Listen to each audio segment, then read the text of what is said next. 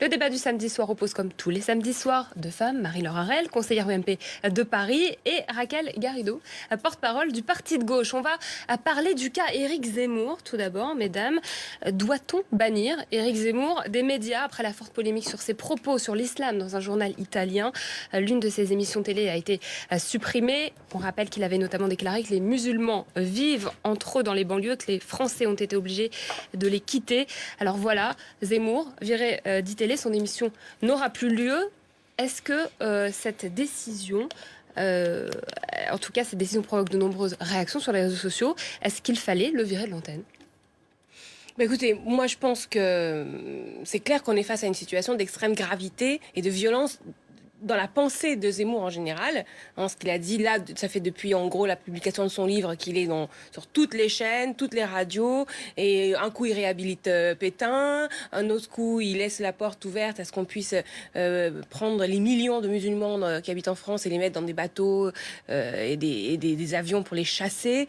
Donc il y a une situation je pense, de prise de conscience, au moins chez un certain nombre de ses collègues. Cette décision, c'est une entrave à la liberté d'expression, ou est-ce que c'est un rempart finalement à des dérives racistes?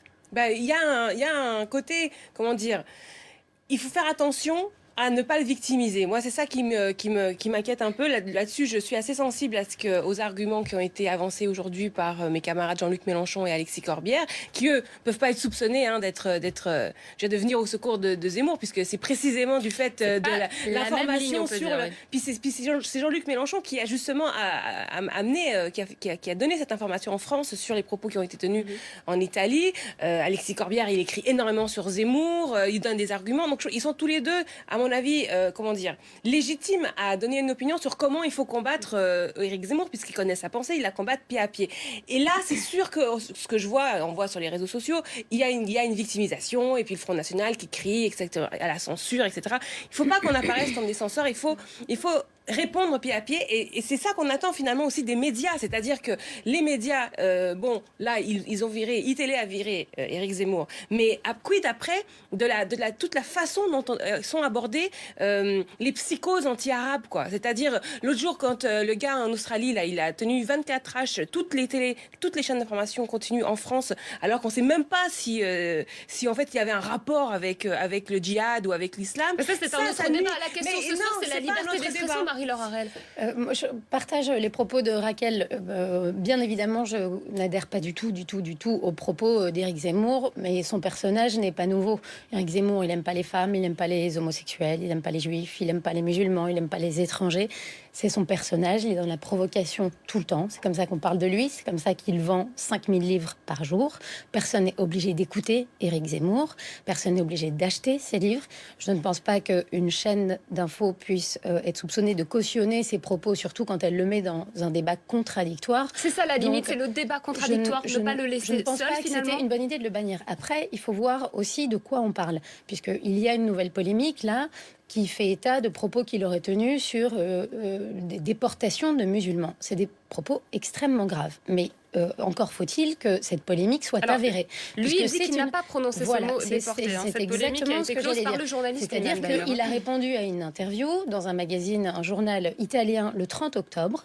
Cette interview est passée inaperçue jusqu'à ce que Jean-Luc Mélenchon, votre bien-aimé, se mette dans la peau d'un traducteur et traduise cette interview. Je ne pense pas que Jean-Luc Mélenchon soit assermenté pour faire des traductions. À l'heure actuelle, tout ce que je sais, c'est que Éric Zemmour dit qu'il n'a pas tenu ses propos, que le journaliste qui l'a interviewé dit aussi qu'Éric Zemmour n'a pas parlé de déportation.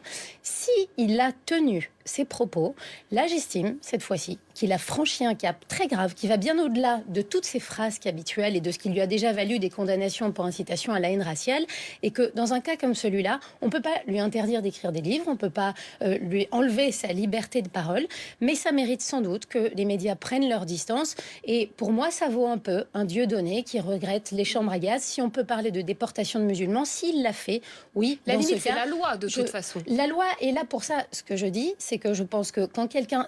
Vous savez, si on doit de toute façon bannir toutes les personnes qui tiennent des propos déplacés des médias, on va enlever du monde, notamment au FN.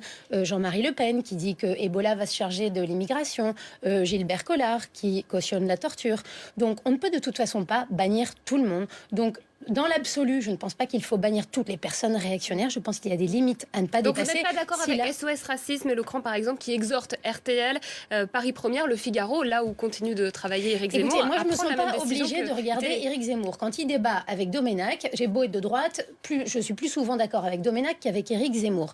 Je ne pense pas plus ou moins comme Éric Zemmour avant ou après l'émission. Encore une fois, pour moi, toute la polémique se situe autour des propos qu'il aurait pu tenir sur la déportation des musulmans. Si ça s'avère, là, il y a un cap clair qui est franchi. Oui, mais attendez, attention à ce qui est pour moi une fausse polémique sur le terme déportare, d'accord? Parce que c'est la défense d'ailleurs que je trouve assez indigne de RTL et du Figaro qui consiste à dire j'ai pas dit ce mot, alors qu'en réalité ça ne change strictement rien. La question qui est posée par le journaliste, il a expliqué, le journaliste, il a dit au départ, selon la vraie question textuellement, c'est pensez-vous qu'il faut les mettre dans des avions, et lui il rajoute des bateaux, les millions de musulmans, c'est ça la question. Et lui il a synthétisé cette chose horrible, cet acte qui consiste à prendre des millions de personnes et les chasser, par deportare, qui est en italien, veut dire, obliger quelqu'un à franchir la frontière. C'est to deport, en anglais, c'est le même mot. On peut le dire dans toutes les langues. Non, parce qu'en français, c'est vrai que c'est marqué avec l'histoire de la déportation. D'accord? Donc, c'est une déportation ou la déportation. J'ai dit que je trouvais correct ce qu'il avait dit. Ce que je veux dire, c'est que la polémique n'est pas sur ce mot. C'est pas vrai qu'il y a une polémique autour de ce mot. C'est pas vrai qu'on l'accuse de linguistique. Du coup, une dernière question, mesdames, vous disiez tout à l'heure, le risque c'est qu'il apparaisse comme une victime. Le risque c'est aussi qu'il vende mieux son livre. De toute façon, il a aujourd'hui, cet homme-là est le théoricien du fascisme français aujourd'hui. Le Front National n'écrit pas de bouquins, eux ils sont à la télévision pour vendre leur cam, mais c'est Éric Zemmour qui écrit les bouquins. Donc ça existe dans la société française, il va en vendre des livres. Ce qu'il faut maintenant, c'est réfléchir à comment on y répond. Et en fait, dans le fond, il faut pas seulement moins de Zemmour à la télévision, il faut aussi plus de gens en face qui répondent. Donc le débat contradictoire, on retiendra, c'est très important dans ce cas, dans cette configuration. On va passer tout de suite au deuxième sujet de débat. Je sens que BFM a envie de donner... vous me faites peur parce que là, ce que vous venez de dire... là, j'ai l'impression que BFM se dit, comme il est plus sur télé, il va venir sur BFM dans un cadre contradictoire. Est-ce que j'ai dit ça? Absolument pas. Vous êtes en débat contradictoire. De toute façon, Raquel vous l'interdit maintenant, donc... C'est l'exercice qui prime quand il s'agit de polémique. On va passer au deuxième débat, si vous êtes toujours d'accord d'être en face. On va parler d'Anne Hidalgo, donc la maire de Paris. Est-ce qu'elle va trop loin en réclamant la régularisation de 500 sans-papiers? La maire de Paris en fait la demande au ministre de l'Intérieur pour libérer de la place dans les hébergements d'urgence de la capitale. Je me tourne naturellement vers vous, Marie-Laure Harel, puisque vous êtes conseillère UMP à la mairie de Paris. Qu'est-ce que vous pensez de cette demande de la maire? D'abord, je pense qu'il faut que Anne Hidalgo arrête de croire que Paris, c'est une principauté où elle peut tout faire indépendamment des règles nationales. Anne Hidalgo veut lutter contre le travail du dimanche. Dommage pour elle, il y a une loi qui va l'obliger tout bientôt à ouvrir un petit peu plus souvent. Elle a une drôle de conception de la démocratie aussi à Paris. Quand on vote contre la tour triangle, elle annule le vote, alors que c'est un scrutin, une assemblée d'élus. Et puis voilà qu'aujourd'hui, maintenant, elle se prend pour le ministre de l'Intérieur en voulant régulariser des sans-papiers, ce qui n'est pas du tout de son ressort. Alors moi, je m'interroge sur plusieurs choses. On a bien compris le positionnement très opportuniste d'Anne Hidalgo, qui surfe sur la vague des frondeurs, qui veut depuis peu montrer qu'elle est plus à gauche que la gauche. En revanche, ce que je n'ai pas compris du tout, c'est le courrier qu'elle a adressé à Cazeneuve. D'abord, régularisation de 500 sans-papiers.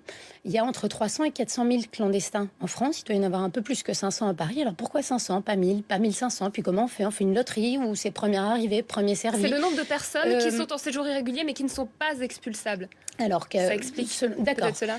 Ensuite, deuxièmement, Anne Hidalgo dit qu'elle veut régulariser des sans-papiers parce qu'il faut désengorger les centres d'hébergement d'urgence. D'abord, on a connu des causes, des manières d'être généreux un petit peu plus nobles que juste soulager et désencombrer des établissements d'accueil.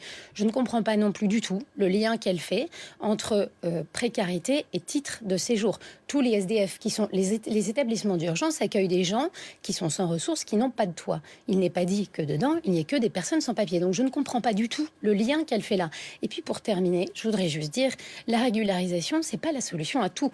La gauche a déjà fait preuve de beaucoup de souplesse depuis qu'elle est au pouvoir. Les régularisations annuelles ont augmenté de 53%. Elles sont passées de 30 000 à 46 000 personnes par an. Je pense que c'est un appel d'air grave, puisque la France, dans l'espace Schengen, vous savez qu'il y a un tiers des faux visas détectés qui sont destinés à la France, alors qu'il y a 26 pays.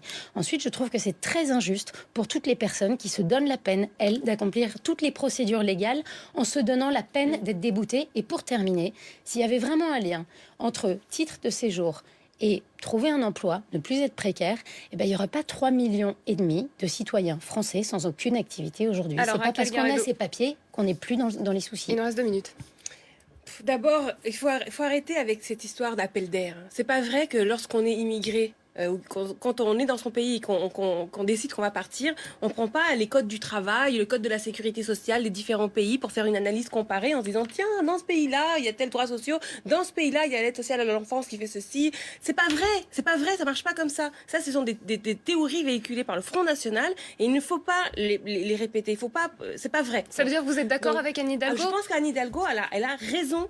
De montrer l'absurdité du système, en fait. L'absurdité du système. Et c'est vrai que c'est absurde de payer 2 600 € par mois de loyer dans un hôtel miteux, alors que ça coûte plus cher que d'avoir un appartement normal. Sauf qu'avoir un appartement normal, il faut avoir des papiers, parce qu'il faut pouvoir aller...